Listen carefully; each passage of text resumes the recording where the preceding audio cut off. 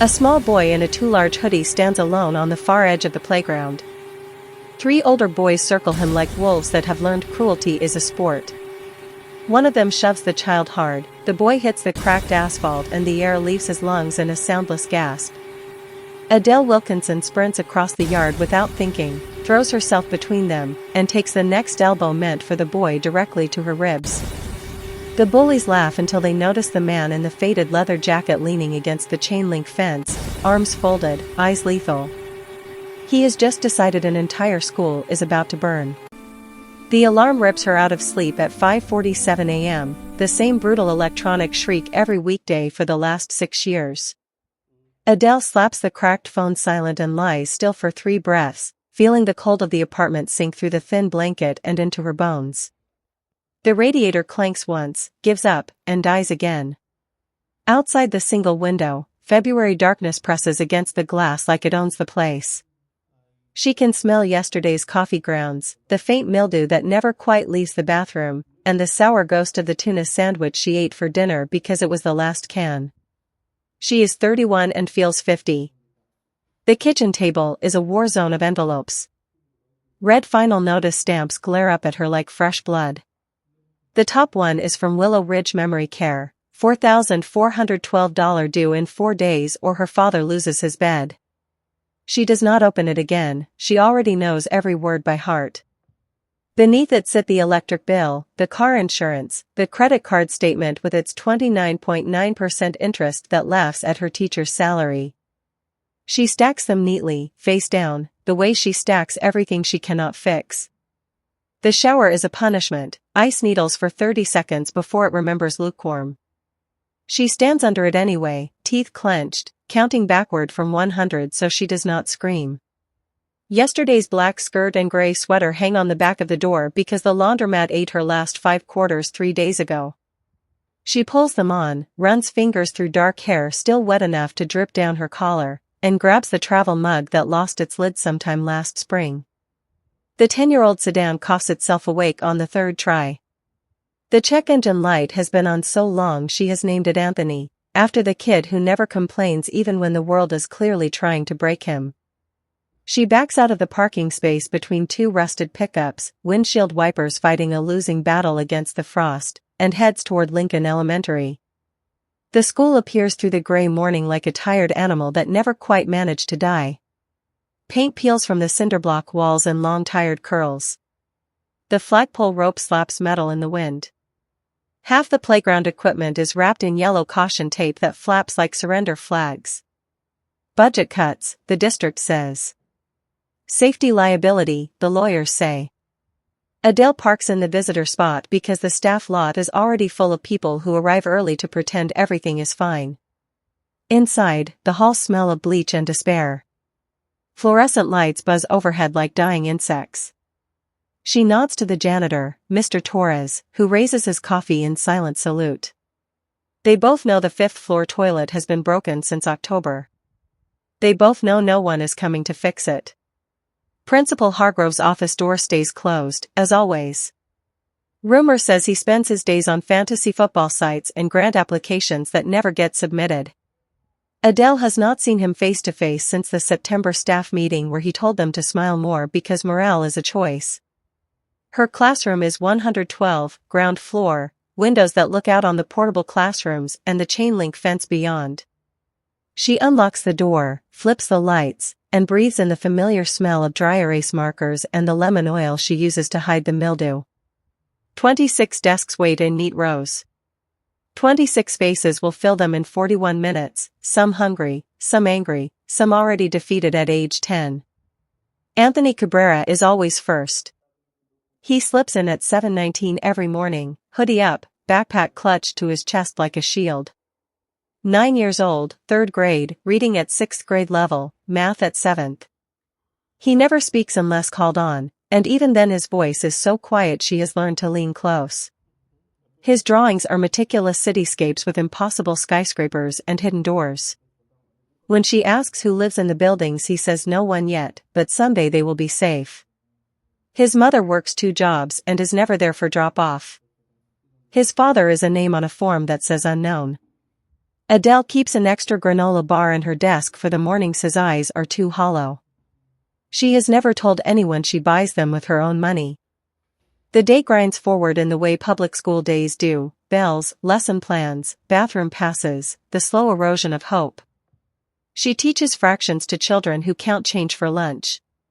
She teaches comprehension to children who have seen things no reading passage will ever prepare them for. She smiles until her face hurts because if she stops the kids will notice and they already carry too much. Lunch duty falls to her because the rotation is unforgiving and someone called out sick again. She trades her sandwich for the whistle around her neck and steps onto the playground at 12:03. Cold wind slices through her thin coat. The sixth graders have claimed the basketball court. The kindergartners chase each other in frantic circles. Anthony sits alone on the far bench, knees drawn up, sketching in the spiral notebook she bought him when his old one ran out of pages. She scans the yard out of habit, counting heads, watching for the small cruelties that bloom when adults look away. She sees it happen in slow motion. 3 sixth graders break away from the court, moving with the lazy swagger of boys who have learned power is easy when no one stops you. They angle toward the bench. Toward Anthony. One of them says something she cannot hear. Anthony looks up, eyes wide, and tries to make himself smaller. The biggest boy grabs the notebook and holds it high. Anthony reaches. The boy laughs and shoves him hard. Anthony hits the asphalt. Adele is running before her mind catches up. The whistle bounces against her chest. Her shoes slap the cracked surface. She hears herself shouting something, "Hey, stop, now," but the words feel far away. She throws herself between the boys and the child on the ground, arms out, taking the elbow meant for Anthony directly to her ribs. Pain explodes white-hot. She stumbles but does not fall. The boys tower over her, breathing hard, startled that an adult has actually arrived. The biggest one raises his fist again. They freeze. Adele follows their gaze. A man leans against the chain-link fence at the edge of the yard, maybe 30 feet away. Faded black leather jacket, dark hair too long for corporate life, arms folded across his chest.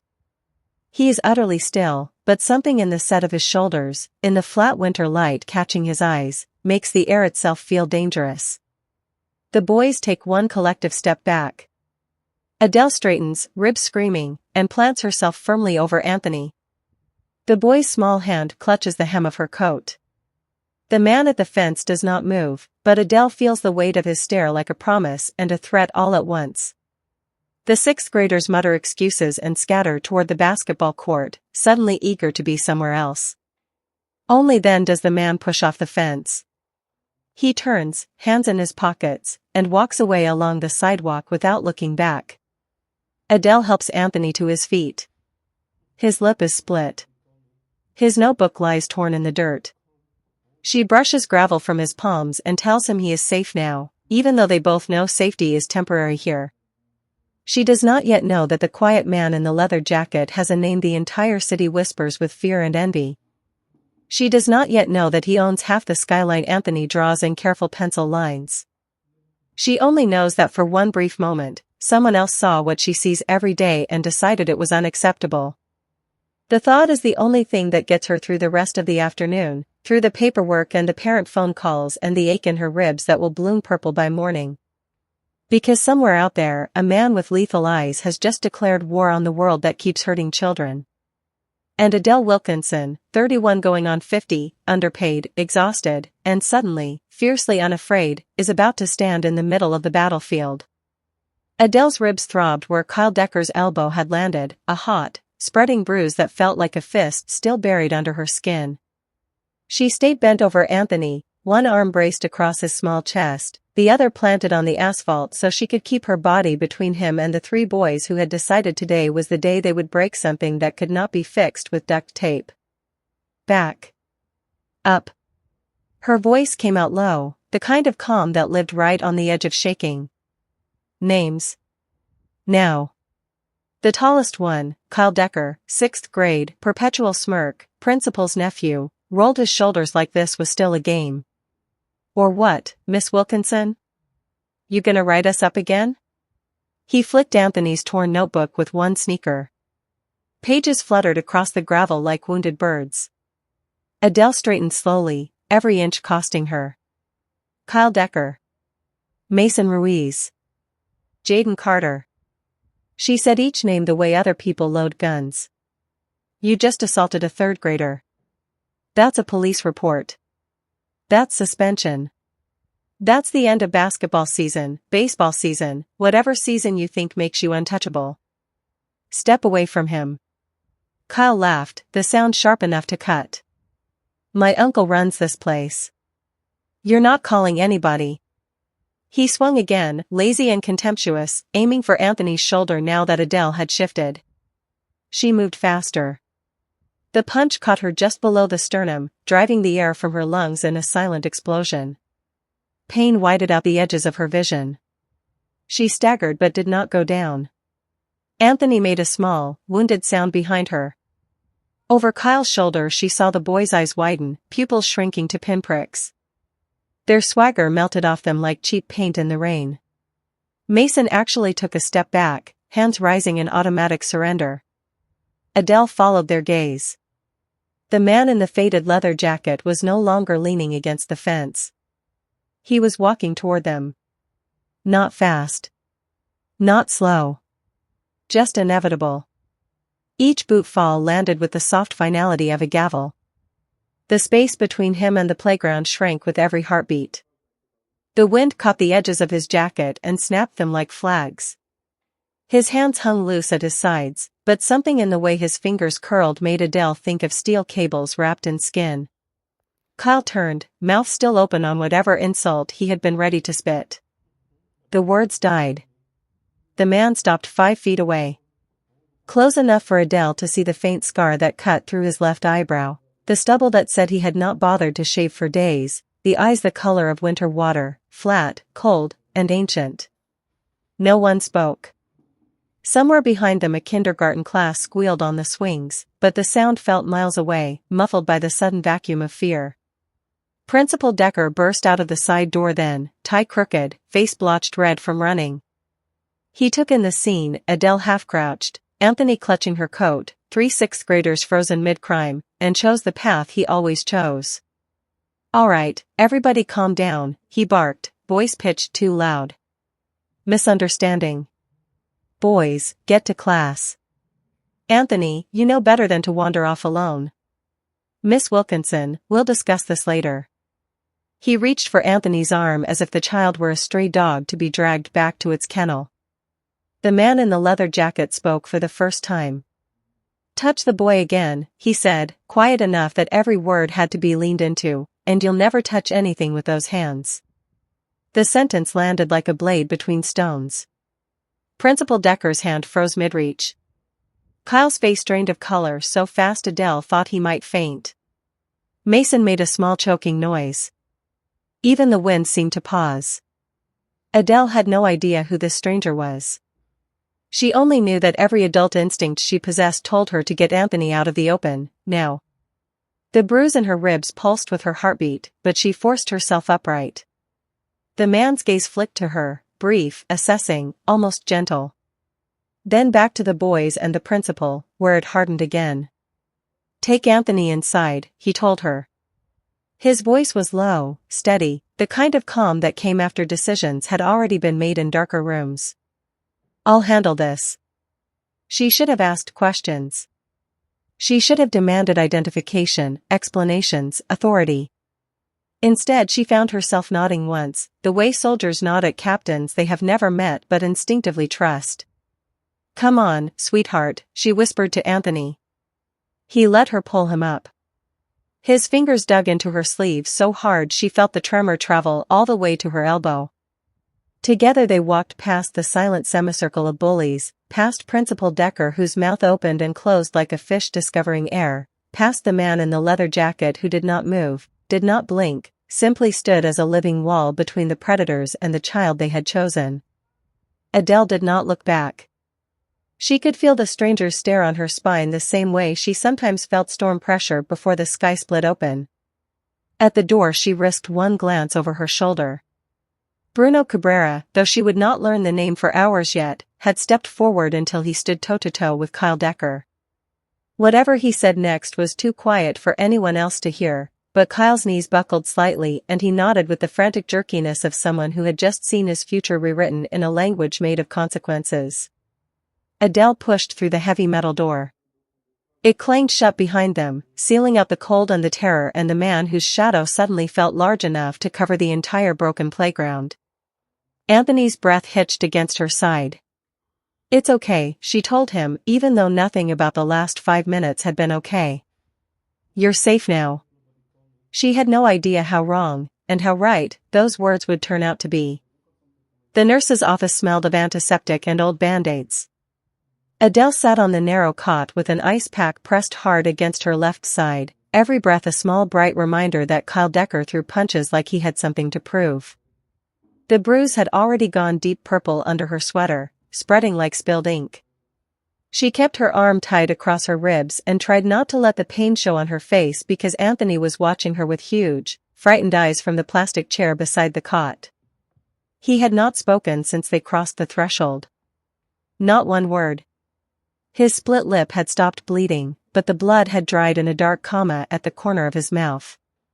His hoodie was torn at the elbow, and the spiral notebook lay on his lap like a dead thing.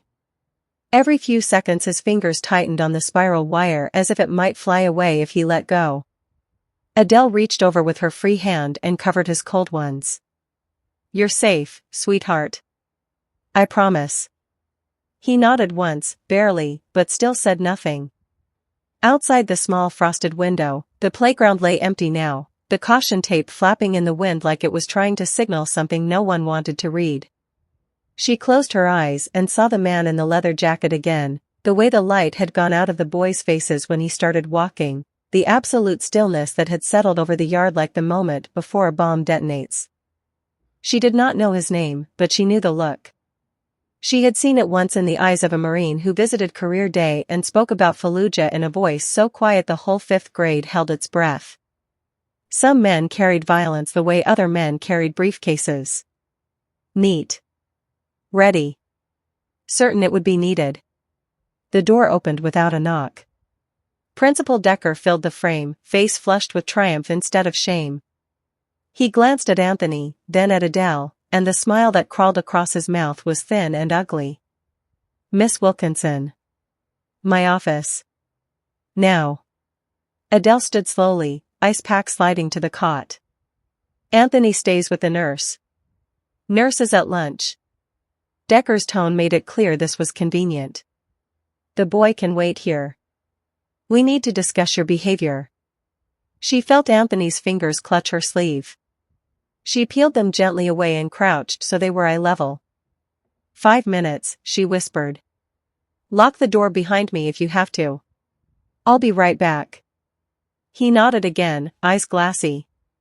She hated leaving him, but she hated more the idea of Decker alone with him. The walk to the administrative wing felt longer than the entire morning.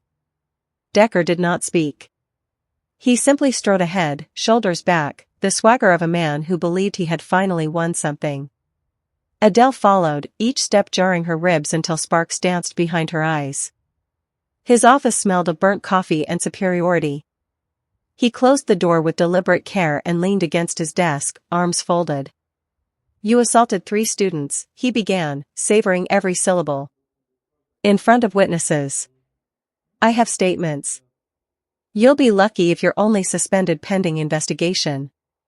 The union can't protect you from this one, Adele. You crossed a line." She stared at him and felt something cold settle in her stomach. "Your nephew put a 9-year-old on the ground and punched a teacher twice.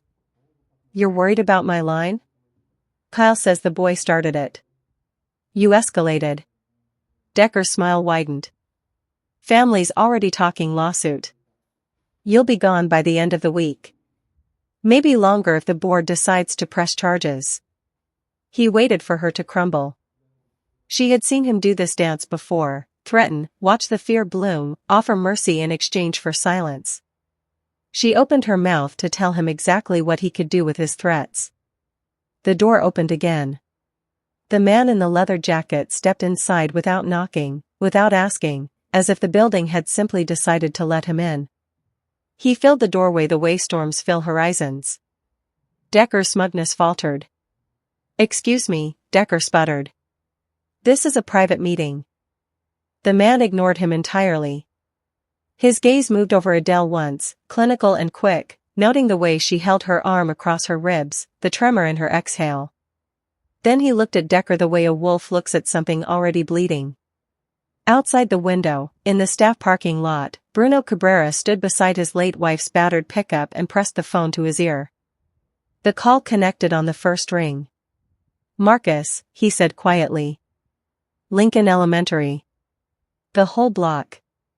Close it today. Cash offer. 20% over ask. I don't care what it takes." His lawyer started to protest the insanity of the price. Bruno cut him off. "My son was bleeding on the playground. Make it happen before the bell rings tomorrow." He ended the call and stared at the school. 1 year ago, almost to the day, Maria had died in a warehouse fire at a facility he had signed off on without ever walking the floor. Faulty wiring. Blocked exits. A settlement that bought silence and a lifetime of nightmares for the boy who had waited at the window every night for a mother who never came home again. Bruno had hired therapists, tutors, enrolled Anthony in the best private academies money could buy. Every time the boy simply folded inward like wet paper. So Bruno started driving the old pickup Maria had loved, parking across the street from whatever school Anthony attended that month, watching through the chain-link fence for any sign his son was still in there. He had watched Lincoln Elementary for 3 weeks. He had seen the way Adele Wilkinson noticed when Anthony's shoes were too small, the way she saved the best apple for him, the way she stood between him and the world when the world decided to swing. Today the world had swung hard. Bruno had decided the world would learn what happened when it touched his son. Inside the principal's office, Decker was still blustering. "I don't know who you think you are, but you can't just." Bruno stepped forward. The room shrank around him. "I'm the man who just bought this school," he said, voice so soft Decker had to lean in to hear it. "And every rotting board in it. And the block it sits on. And the man who's about to decide whether you still have a job tomorrow." Decker's mouth opened, closed. Opened again. Nothing came out. Bruno turned to Adele. For the first time, something gentler moved across his face. "Your ribs are cracked," he said. Not a question. She lifted her chin. "I've had worse." He studied her for a long moment, the way a man studies a wall he has decided will either hold or be torn down with the rest of the ruin. "Take the rest of the day," he said. "Take Anthony home. I'll have someone look at those injuries properly."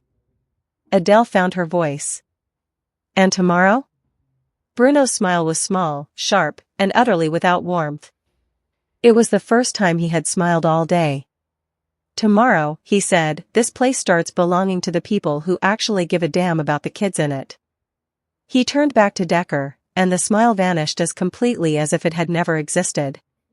"Close the door on your way out, Principal. You and I are going to have a conversation about family privileges." Adele walked out without waiting to be dismissed. The hallway felt different already, as if the building itself had taken a breath it had been holding for years. In the nurse's office Anthony was exactly where she had left him, knees drawn up, waiting. When he saw her face he stood without a word and slipped his small hand into hers. Together they walked past the trophy case that had not been dusted since 2009, past the bulletin board with its faded flyers for fundraisers that never raised enough, past the man in the leather jacket who now owned every inch of the ground beneath their feet. Adele did not know it yet, but the war had already begun. And for the first time in a very long time, someone with the power to win it was standing on her side. The rain started as Adele left Willow Ridge Memory Care, a cold, steady drizzle that turned the parking lot lights into smeared halos. She sat in her rattling sedan for a long minute with the engine off, hands still gripping the wheel, trying to make the world hold still long enough to fit inside her head. Mrs. Delgado, the director, had met her at the secure door with actual tears in her eyes. Not the polite kind that came with bad news, but the kind that came after years of dreading a phone call that never had to be made. Miss Wilkinson.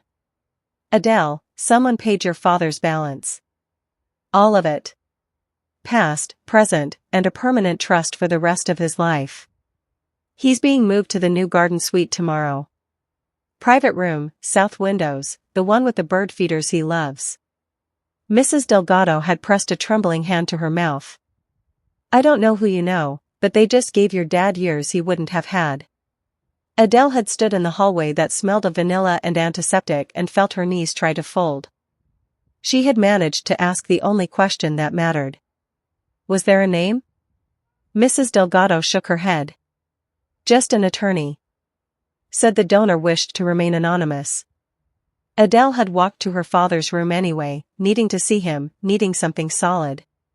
He had been sitting by the window, humming an old Sinatra tune he could no longer name, smiling at the rain like it was a friend come to visit. She had kissed his forehead, whispered thank you to someone who wasn't there, and left before the tears started. Now, in the dark of the car, the tears came anyway. They were hot and furious and grateful and terrified all at once. She drove home on autopilot, wipers fighting a losing battle, heater coughing out lukewarm air that smelled of old fries and desperation. Her apartment building looked smaller than usual, the cracked stoop light flickering like it was trying to decide whether to quit entirely. She parked in her usual spot between the dumpster and the rusted shopping cart. No one ever moved. A black town car idled at the curb, sleek and out of place among the dented sedans and bikes chained to the railing. The rear door opened before she reached the steps. Bruno Cabrera stepped out. He still wore the faded leather jacket, collar turned up against the rain. No umbrella. Water beaded on the dark stubble along his jaw and caught the streetlight like tiny diamonds. He looked exactly like the man who had walked across a playground and made 3 boys forget how to breathe. Adele stopped 3 feet away, clutching her purse strap like it might keep her upright. You followed me, she said. It wasn't a question. I needed to be sure you got home safe. His voice was the same low register that had frozen Kyle Decker in place, but softer now, almost careful. And I needed to give you something. He reached inside the jacket and pulled out a thick manila envelope. It was heavy, sealed with a simple brass clasp, no writing on the outside. Adele stared at it. If this is about today, I don't take hush money. It's not hush money. A faint twitch at the corner of his mouth might have been amusement or pain. Open it. She took it with fingers that didn't feel like her own. The clasp opened easily. Inside were several documents bound with a black clip, and on top, a single sheet of heavy cream paper folded once. She unfolded the paper first. The handwriting was strong, slanted, impatient. Miss Wilkinson. You protected my son when no one else would. You took the hit meant for him and stood up anyway. I have spent a year trying to buy safety for Anthony and failing. You gave it to him for free. The school is yours now. The deed is in your name alone.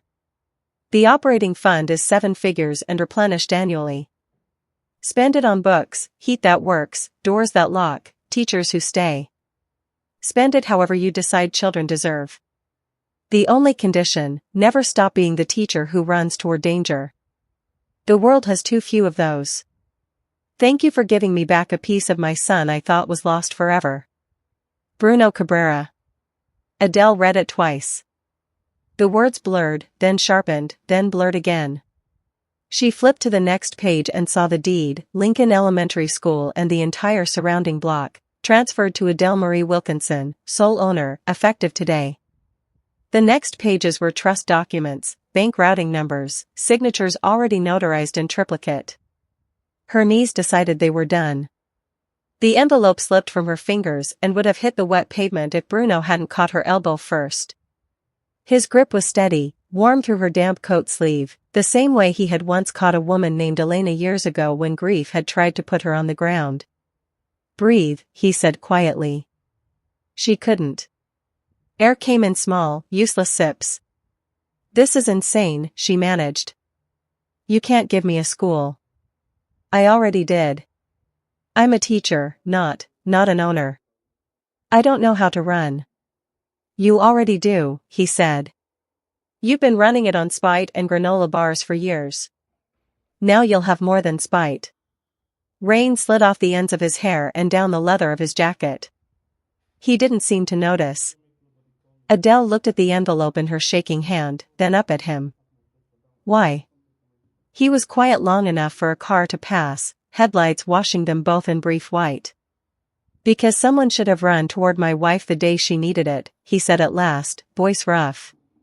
No one did. Today someone ran toward my son. I'm making sure no child in that building ever has to wait again. Adele felt the tears start then, hot against the cold rain on her cheeks. She didn't bother hiding them. What about you? She asked. What do you get out of this? He looked at her for a long moment, something raw and unguarded moving behind his eyes. I get to watch my son draw cities where doors open for people who need them, he said. And maybe I get to sleep one night without dreaming of fire. He released her elbow, stepped back, hands in his pockets again. The car will take you anywhere you need tomorrow, he said. There's a contractor waiting to start repairs the minute you say the word. And if Decker gives you trouble, call the number on the last page. Adele clutched the envelope to her chest like it might disappear if she let go. I don't know how to thank you, she whispered. You already did, he said. You stood up. He turned toward the town car. The driver already had the door open. Mr. Cabrera. He paused.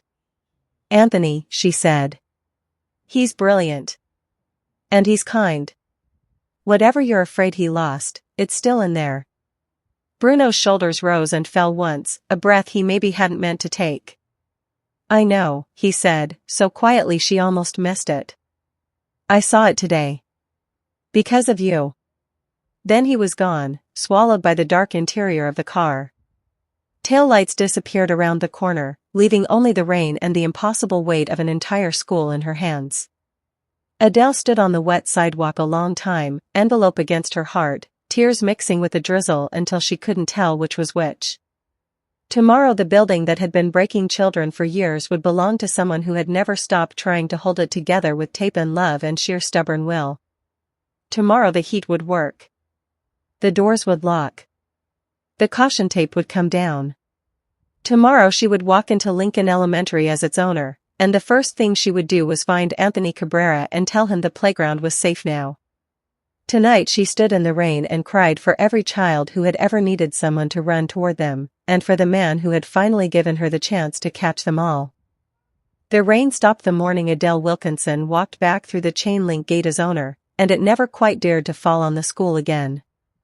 3 months blurred past the way healing sometimes does, slow in the dark hours, sudden when the light finally breaks through. March began with destruction. Old portables that had housed generations of children in leaking, mold-infested boxes were dragged away by flatbeds before the ink dried on the permits. Adele stood on the cracked basketball court in borrowed steel-toed boots and watched the first one crumple under the jaws of an excavator. Dust rose like a ghost leaving a grave. She did not smile until the last splintered wall was gone. By the end of that week the entire block looked like a wound, raw earth, broken concrete, rebar sticking up like ribs. Adele walked the site every afternoon after the crews left, boots crunching over gravel, envelope of plans rolled tight in her hand. She marked where new windows would catch morning light, where a courtyard garden would replace the asphalt that had bruised too many knees. She spoke aloud sometimes, the way people speak to the dead or to children not yet born. This corner gets books. Real ones. Thousands. And here is where no one will ever have to hide again. Money arrived the way oxygen arrives for a drowning person, instantly, silently, exactly when lungs began to burn. A new roof before the April storms. Glass that did not shake in the wind. Heating that actually heated. Adele would send a single text, playground surface, rubberized, soft enough to catch a falling child, and by morning the purchase order was signed, the crew scheduled, the invoice already paid by a trust she had never met in person. She hired slowly, deliberately, the way surgeons choose instruments they trust with open hearts. She walked the old staff lounge with a yellow legal pad and asked one question: where were you when Anthony Cabrera hit the ground? The ones who looked away did not come back. The ones who answered running or calling for help or simply "I should have been faster" were offered contracts the same day. Mr. Torres the janitor cried when she handed him the keys to a new maintenance building that smelled of pine instead of mildew. The school nurse who had once used her own money for ice packs got a clinic with actual equipment and a salary that made her gasp out loud. Mrs. Delgado from Willow Ridge sent her a text one night: "Your dad smiled at a bird today and said your name." Adele sat on the bare subfloor of what would become the library and cried so hard that contractors found excuses to work on the other end of the building. Anthony came back on a Tuesday in April when the first green shoots poked through the courtyard planters. He stood at the gate clutching his new backpack, navy blue, chosen because it matched his father's jacket, and stared at the half-finished buildings like he was afraid they might vanish. Adele met him on the sidewalk, knelt so they were eye level, and waited. She had learned the power of waiting with him. He spoke first. "Is it really safe now?" The sound of his voice, small, rusty from disuse, cracked her open in places she had forgotten were wounded. "It's yours," she said. "Every brick. Every book. Every corner. Safe as I can make it." He studied her face the way he once studied blueprints, searching for hidden weaknesses. Then he slipped his hand into hers and walked inside without looking back. He started talking again in pieces. First in single words to Adele: hungry, yes, thank you, blue. Then sentences. Then stories. He told her about the dream where his mother lived in one of the skyscrapers he drew, waiting behind a door that only opened for kind people. Adele listened the way people listen to sacred things, never rushing, never looking away. Bruno remained a shadow that paid for the sun. He never set foot on the grounds during school hours. No plaques bore his name. No dedication ceremony invited him to cut ribbons. Once, Adele caught a glimpse of the battered pickup parked across the street, driver's window cracked just enough for a pair of winter-water eyes to watch children pour out a dismissal, laughing in a pitch she had never heard from them before. When she lifted a hand in greeting, the truck pulled away. The money kept coming. A music room with real instruments. A kitchen that served breakfast and lunch and take-home bags without shame. A therapist who specialized in grief and sat on child-sized chairs without talking down. Adele never asked where the funds originated, she simply used them the way lungs use air, gratefully, instinctively, every single day. By late May the new buildings rose clean and bright, all windows and warm wooden doors that opened outward so no child ever felt trapped. The courtyard bloomed wild with black-eyed Susans and butterfly bushes Anthony had chosen from a catalog because they look like hope. On the last day before summer break, Adele found him in the almost finished library, sitting cross-legged on the floor surrounded by buckets of crayons. Sunlight poured through the skylight she had fought for, painting the walls gold. He was coloring on a huge sheet of butcher paper, tongue caught between his teeth in concentration. She lowered herself beside him, careful of the ribs that still ached when storms rolled in. "What are we building today, architect?" He did not look up, but his crayon paused. "It needs a name," he said. "Every good city does." Adele's heart gave a slow, heavy beat. "What should we call it?" Anthony set down the blue crayon and picked up a brown one. With careful block letters he wrote across the top of the page, the letters growing sure with each stroke. Wilkinson Academy. He sat back to survey his work, then turned to her, suddenly shy. "Because you ran," he said simply. "And you never stopped." Adele felt the tears rise so fast she could not blink them away.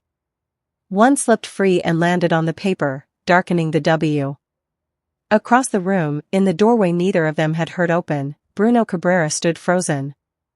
He had come to drop off a final check, something about playground shade structures, and instead found himself in the path of a sunbeam carrying his son's voice for the first time in over a year.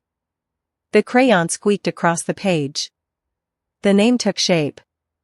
And when Anthony spoke the reason, "Because you ran," Bruno felt his knees try to betray him the same way Adele's had the night he handed her the envelope. He gripped the doorframe so hard the wood creaked. Anthony noticed him then and did not flinch. Did not hide. Simply looked up and offered the small, crooked smile that had once been his default expression before the world taught him to fold it away. "Hi, Dad," he said. "Come see." Bruno crossed the room in 4 strides and dropped to the floor beside them, leather jacket pooling around him like spilled night. His eyes, winter water no longer, were bright with something that looked suspiciously like spring. Adele slid the paper toward him so he could read the name. Bruno traced the letters with one careful finger, the way a man touches something holy he is afraid will vanish if he presses too hard. "Wilkinson Academy," he read aloud, voice rough. Anthony nodded. "Because she holds the door for everybody." Bruno's hand settled on his son's small shoulder, feeling the warmth and the weight and the impossible miracle of words coming out of a mouth that had been silent for so long. Adele watched them, father and son framed in sunlight and crayons, and felt the last piece of something broken click gently into place. Outside, the courtyard garden rustled in a breeze that smelled of fresh dirt and second chances. Inside, a school that had once been a battlefield learned its new name from the child it had failed least because one teacher refused to fail him at all. Wilkinson Academy.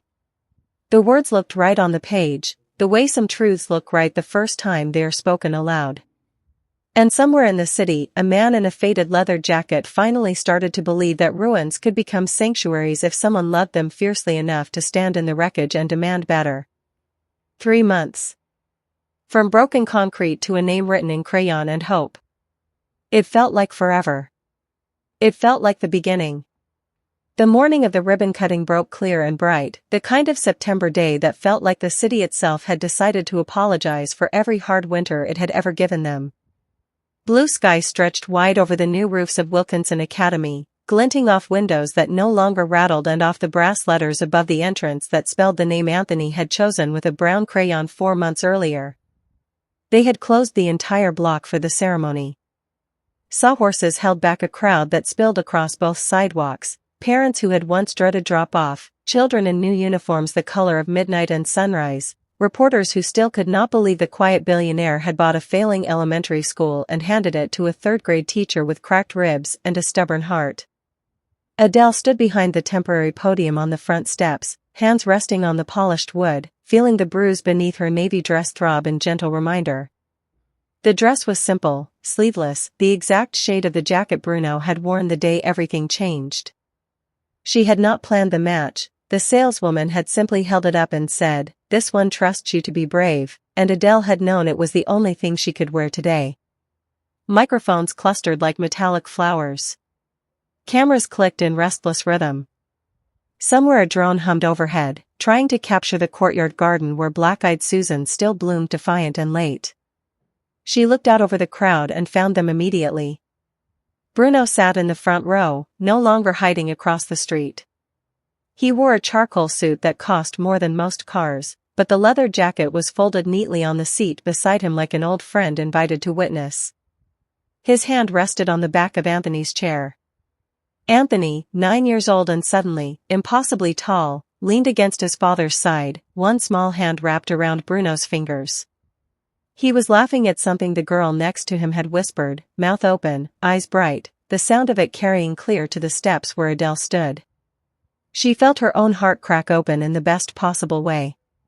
The mayor finished his speech, something about vision and community partnership that mentioned Bruno's name exactly once and Adele's name 5 times, and handed her the ceremonial scissors with a flourish that made the crowd chuckle. Adele took them, the metal cool against her palms, and stepped to the microphone. For a moment she could only look at the children lined up along the new rubberized playground surface that no longer tore knees. At the teachers she had rehired because they had run toward danger with her. At Mr. Torres in a crisp uniform standing proudly beside the flagpole that no longer slapped metal in surrender. At Anthony waving with a hand not holding his father's, waving like he had forgotten there was ever a time he did not know how to wave. She cleared her throat. "Courage," she began, voice steady even though her ribs ached with every breath, "is not the absence of fear. It's the decision that something else is more important. 4 months ago this school was a place children learned to be afraid. Today it is a place they learn to be brave. A murmur of agreement rippled through the crowd. We opened today with new walls, but the same promise I made the day I took a hit meant for a child: no one gets left behind here. Not ever again. She gestured toward the building behind her, sunlight flashing off the glass doors that opened outward now, always outward. Every classroom has 2 teachers when needed. Every hallway has corners that are rounded so no one can be backed into them. Every adult on this campus has been trained to run toward the sound of someone falling, not away from it. She paused, let the words settle. We have a scholarship wing named for the parents who didn't make it home, for the mothers lost in warehouse fires, the fathers taken by streets that never should have claimed them. No child here will ever lose a desk because a bill came due. Cameras flashed. Someone in the back started clapping and could not seem to stop. Adele looked directly at Anthony then. This school belongs to the boy who taught us that silence can be survival, and that speaking again is the bravest thing a person can do. It belongs to every child who ever needed someone to stand between them and harm. And it belongs to all of you who believed a broken place could become a sanctuary if someone loved it hard enough. She lifted the scissors. So today we cut this ribbon not to open a school, but to open doors. Wide ones. Safe ones. The kind that stay open. The navy ribbon, chosen because it was the color of trust now, fell away in 2 perfect halves. Children cheered. Parents cried.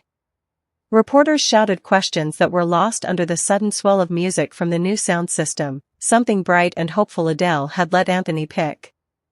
Bruno stood when the crowd surged forward for photos, lifting his son onto his shoulders so Anthony could see over the heads. The boy's face was alight with a joy so fierce it looked like it might burn.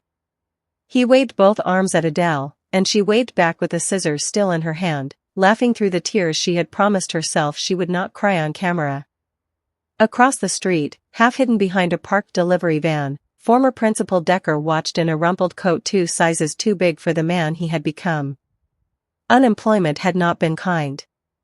The district had quietly dismissed him the same week the purchase closed. No references, no severance, just a non-disclosure agreement and a reputation that followed him like smoke. He stood with his hands shoved deep in his pockets and watched the school that had once been his kingdom celebrate the woman who had taken a punch for a child he would have blamed. No one noticed him. No one offered him a place at the edge of the crowd. He stayed long enough to see Adele lift Anthony down from his father's shoulders and hug him so hard the boy's feet left the ground.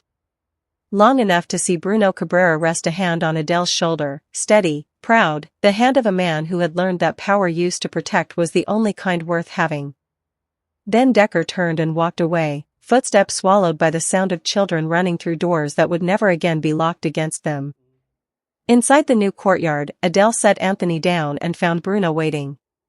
He did not say much, he never did, but his eyes held everything. "Thank you," he said simply.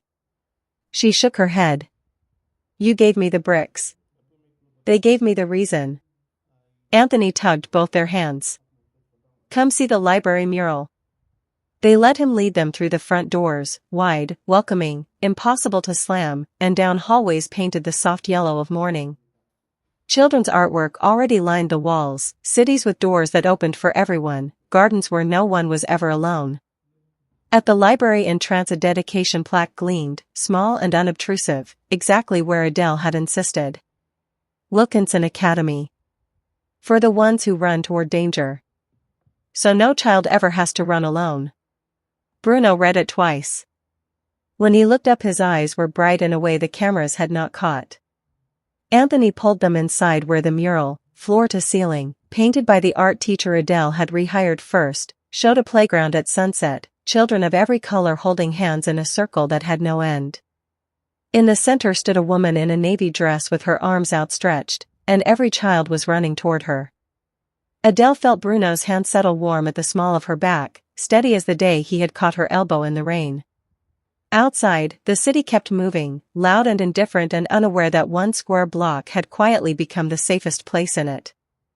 Inside, a boy who had once forgotten how to speak laughed so hard he had to lean against his father's leg to stay upright. And Adele Wilkinson, 31, ribs still bruised, heart no longer breaking, stood in the middle of a library full of light and understood that some doors, once opened all the way, changed the temperature of the world. The ribbon was cut. The sanctuary was open. And for the first time in years, every child who walked through those doors knew exactly what it felt like to be caught before they fell. The sun had slipped behind the new rooftops, leaving the sky the color of bruised peaches and the courtyard garden lit only by the low amber path lights Adele had insisted on, soft enough for fireflies, bright enough that no child ever had to walk in the dark. The last parents had collected the last children an hour ago. The last reporter had packed away the last camera. The building stood quiet for the first time all day, breathing like something newly born. Adele sat on the edge of the rubberized playground surface, legs dangling over the side the way the kids liked to do at recess. Her shoes were kicked off beside her, navy dress rumpled from 1,000 hugs, hair escaping its careful twist. She looked exhausted and luminous at once. Bruno found her there without meaning to. He had come back for the leather jacket he had left draped over a courtyard bench, an excuse, really. The sight of her alone under the first faint stars stopped him at the gate. For a moment he simply watched, the way she traced idle circles on the rubber with one bare foot, the way her shoulders had finally come down from around her ears, the way the evening breeze lifted the hem of her dress like it was trying to comfort her. He almost left again. Some instincts died hard. Instead he pushed the gate open and let it swing shut behind him with a soft metal sigh. Adele looked up. Surprise softened into something warmer when she saw who it was. "I thought everyone went home," she said. "Almost everyone."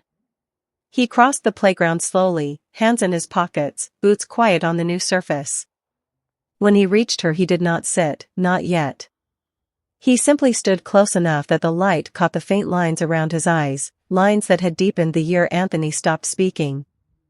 Adele patted the space beside her. "Sit. Your knees will thank you." He obeyed, lowering himself with the careful economy of a man who had learned long ago that sudden movements frighten children. The rubber was still warm from the day's sun. Their shoulders did not touch, but the space between them felt smaller than it ever had before. For a long time neither spoke. Crickets had started in the garden beds. Somewhere a late bird called once and thought better of it. Bruno broke the silence first. "I used to come here at night," he said, voice low, almost lost under the hush of leaves. "Before. When Anthony was still enrolled. I'd park across the street and watch through the fence until the lights went out. I told myself I was making sure he was safe. Truth was I was trying to see if he was still in there." Adele turned her head to look at him. The last of the daylight caught the scar through his eyebrow, turned it silver. "He was," she said quietly. "He just needed someone to stand still long enough for him to find the door out." Bruno's mouth twisted, not quite a smile, not quite pain. "Maria used to say doors only open from the inside. I didn't understand until today." He drew a slow breath, the kind that hurt before it helped. "She died in one of my warehouses. Faulty wiring. Blocked exit. I signed the safety report myself without reading past the first page. By the time I got to the hospital Anthony had already learned that screaming doesn't bring anyone back." Adele felt the words land in her chest like stones dropped into still water. She did not offer comfort yet, she simply let him speak the shape of the grief he had carried alone. "I paid the settlement," he continued. "Bought silence. Bought private schools and therapists and a house with too many rooms. None of it reached him. He just folded. Like paper someone crumpled and forgot to throw away." He looked at her then, eyes stripped of every defense. "Then you ran across a playground and took a hit meant for him. And he unfolded. One ribbon cutting at a time." Adele swallowed. The bruise along her ribs gave a phantom throb, as if remembering. "I didn't do it for you," she said gently. "I did it because no child should learn the world is a place that lets you fall." "I know." His voice cracked on the second word. That's why it worked. Silence settled again, softer this time. Adele drew her knees up, wrapped her arms around them. The sky had gone indigo above the rooftops. My father started forgetting my name last year, she said. Some days he still knows me. Most days he asks if Mom is coming home soon. She died when I was 12. The Bills from Willow Ridge were going to take the choice away from both of us, whether he stayed or whether I kept breathing. I was counting days. She rested her chin on her knees. You gave me years I thought I'd have to trade for rent. Bruno's hand moved, then stopped just short of touching her. I gave you money. You gave me my son. Adele turned to face him fully. The path lights painted gold across her cheekbones, caught the damp in her eyes. I was so scared the night you handed me that envelope, she whispered. Scared it would change me. Scared I'd start believing children could be bought instead of protected. But every time I was afraid, I looked at Anthony drawing cities where doors opened for everyone, and I remembered why we were doing it. Bruno's gaze dropped to her hands, small, calloused from years of carrying too much, now resting open on her knees. I didn't buy the school for Anthony, he said, the words rough, deliberate. I bought it for the version of the world you believe in. The one where someone runs toward a child instead of away. Adele felt the air leave her lungs in a slow, trembling rush. Then help me build it, she said. Not with money. With you. Be here when the first kindergartner cries because it's too big. Sit in the library when Anthony reads his first story out loud to the class. Stay. The last word came out smaller than she intended, but it carried everything. Bruno looked at her for a long moment. The space between them had shrunk to inches, to heartbeats. I've spent a year learning how to stand outside fences, he said. Teach me how to walk through the gate. Adele's smile started slow, trembling at the edges, then spread until it lit the dusk. Start by sitting right here, she said. The gate's already open. He shifted then, just enough that their shoulders brushed, warm, deliberate, the first voluntary contact either of them had allowed. Neither moved away. Above them the first star appeared, small and stubborn against the city glow. They stayed on the playground long after the path lights dimmed to their nighttime setting, two people who had each lost pieces of the world and discovered, in the same cracked courtyard, that some pieces could be found again if you were willing to sit still long enough for someone else to unfold. No promises were spoken. No lines were crossed. But when Adele finally stood to gather her shoes, Bruno rose with her, and they walked side by side toward the gate that no longer needed locking. The connection between them was quiet, undeniable, and patient, the kind that grew in the spaces where grief had finally stopped shouting. Tomorrow there would be children to teach, doors to hold, a world to keep building. Tonight there was only the soft scuff of shoes on rubber, the shared warmth of two people learning that some sanctuaries were built for more than one heart at a time. And somewhere in the garden, the black-eyed Susans nodded in the breeze, as if they had known all along. A year is not a long time in the life of a city, but it is forever in the life of a school that has learned how to love its children. Wilkinson Academy stood in the same square block it had always occupied, yet nothing about it was the same. The buildings gleamed quiet white and warm cedar under October sunlight. The courtyard garden had grown wild and disciplined at once, sunflowers taller than the first graders, raised beds where even the shyest kindergartners now knelt elbow to elbow planting lettuce they would harvest themselves.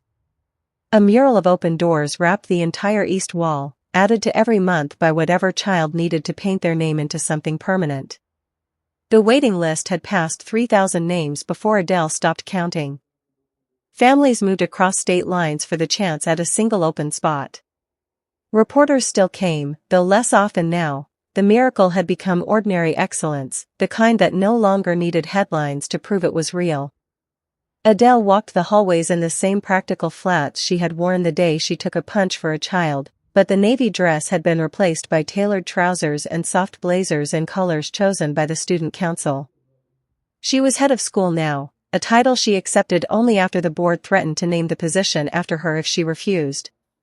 She still taught one literature class every morning because some habits were sacred, and because the fifth graders would riot if Mrs. Wilkinson stopped reading aloud in voices. Her father lived in the small cottage built where the worst of the old portables once leaked on children's artwork. It sat at the edge of the garden, south-facing, wrapped in windows and bird feeders. On good days he remembered her name and the way she used to fall asleep on his shoulder during Sunday football. On quieter days he still asked about Mom, and Adele answered the same way every time, "She's proud of you for watching the game with me, Dad." The lucid moments came more often now, like sunlight finding cracks it had forgotten existed. Anthony Cabrera, 10 years old, missing 2 front teeth he refused to let the dentist rush, strode the corridors like he had been born to them. He wore the student council president badge with the solemn pride of a general. He still drew impossible cities, only now the doors were always open and the people inside them had faces. Every Friday he read the morning announcements over the intercom, voice clear and unafraid, and every Friday the entire school listened as if the weather report might contain secret instructions for happiness. The old pickup, Maria's truck, paint faded to the color of storm clouds, rolled up to the curb every afternoon at 3:15 sharp. Bruno never honked. He simply waited, forearm resting on the open window, watching the front doors the way he once watched through a chain-link fence. On the first Friday in October, the air smelled of wood smoke and the last warm days before jackets became mandatory.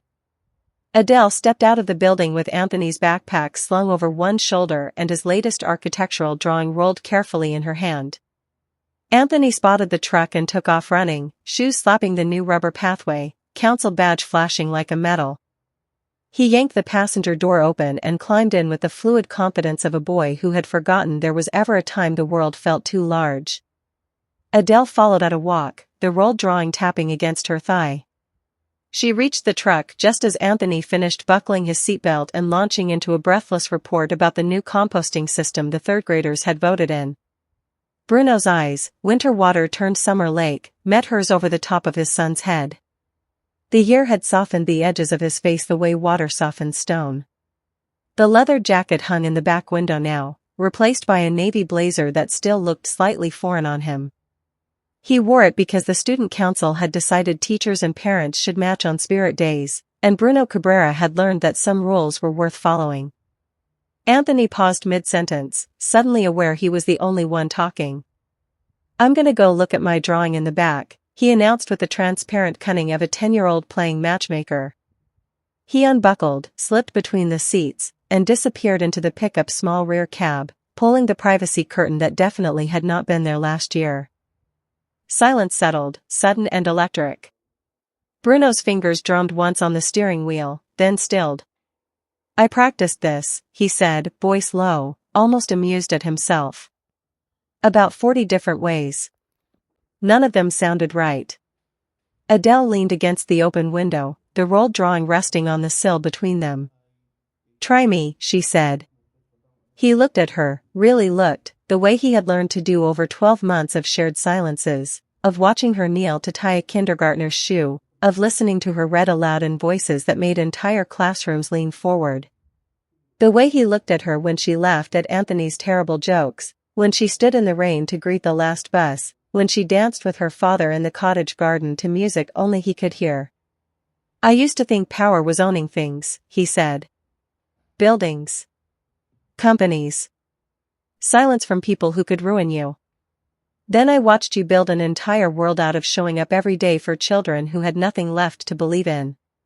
He drew a breath that shook just slightly. "I don't want to own the space beside you, Adele. I want to earn it. One morning, one afternoon, one ordinary day at a time. If you'll let me." The courtyard behind her had gone quiet, as though the building itself was listening. Adele felt the smile start somewhere near her heart and travel outward until it reached her mouth. "You already have," she said. "You've been earning it since the day you stood on a playground and made 3 boys remember consequences exist." From the back, Anthony's voice floated through the curtain, muffled but unmistakable. "Is it safe to come out yet, or are you still being gross?" Bruno's laugh was soft, surprised, the sound of a man who had forgotten laughter could be easy. Adele reached through the window and brushed a knuckle across the back of Bruno's hand where it rested on the gearshift. "Dinner," she said. Tonight. The cottage. Dad wants to tell you about the 85 Bears again, and Anthony has a new building design he swears will solve traffic forever.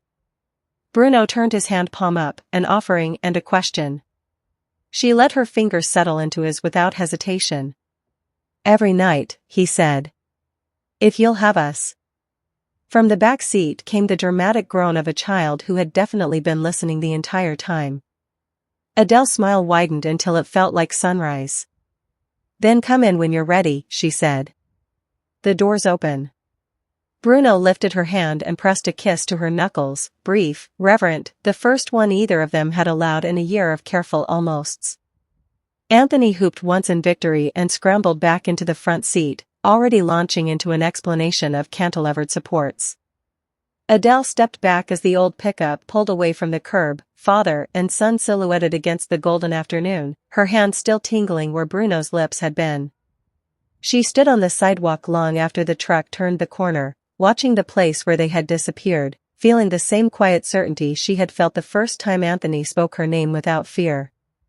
Wilkinson Academy's doors stayed open late that night, lights warm against the coming dusk. Children's laughter echoed from the courtyard long after the buses were gone. Somewhere inside, an old man waited by a window for his daughter to bring home the two people who had helped him remember how to smile. And Adele Wilkinson, once a teacher with cracked ribs and a heart held together by duct tape and hope, walked back through the gate knowing some stories do not end with revenge or rescue. Some stories end with a pickup truck that no longer has to park across the street. Some stories simply open another door and begin. This one was only just starting.